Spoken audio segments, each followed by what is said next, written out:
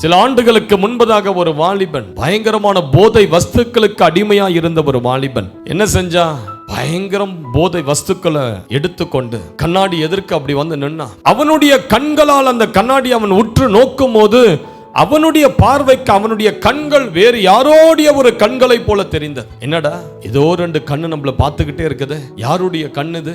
அவனே அவன் பேசிக்கொண்டே இருந்தான். ஏன பார்த்து கொண்டிருக்கிற அவனுடைய நகம் நிறைந்த விரல்களை வைத்து அவனுடைய ரெண்டு கண்களையும் பிடுங்கி எறிந்தான். என் வீட்டார் அவனை கொண்டு போய் ஹாஸ்பிட்டல் அட்மிட் செய்தார்கள். டாக்டர்ஸ்கள் ஆபரேஷனை பண்ணி ஸ்டிச்சஸ் எல்லாம் போட்டாங்க. கண்ணு போயிடுச்சு. போதை எல்லாம் தெரிஞ்ச பிறகு ஓன்னு கதறி எழுத சொன்னா, ஐயோ உலகமே இருண்டு போய் இருக்கிறது, பாவத்தை விட்டு நீ வெளியே வருகிற வரையிலும் உன்னால ஆண்டவருக்குள்ள சந்தோஷமா இருக்கவே முடியாது. அது குட்டி பாவமோ பெரிய பாவமோ துணிகர பாவமோ அந்தரங்க பாவமோ எந்த பாவமா இருந்தாலும் சரி, உன் வாழ்க்கையை கசப்பாக்கி கொண்டிருக்கிற அந்த பாவ கட்டுகளை இன்றைக்கு தூக்கி எறிந்து விட்டு வெளியே